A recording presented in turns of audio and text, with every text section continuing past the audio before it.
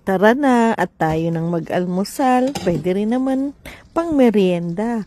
Luto na itong ating lugaw na talaga namang akmang-akma sa napakalamig na panahon. Kaya ano pang hinihintay nyo? Diba? Ayan, tikman na natin yung aking napaka-espesyal na lugaw. Bukod sa manok na ating sinangkap dito, syempre, meron din tayong itlog na nilaga na sinama na rin natin habang ito ay kumukulo, diba? Kaya ano pa? Talaga naman pong napakasustansya nitong ating pang-almusal o pang-merienda. Kumbaga sa ano ay complete meal na, di ba? Meron ka ng carbohydrates, may protein, o kita nyo naman.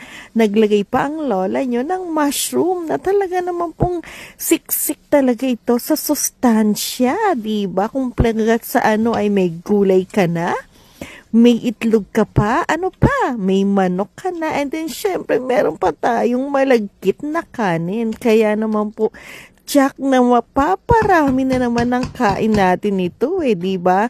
Lagyan mo lang ito ng patis at ng kalamansi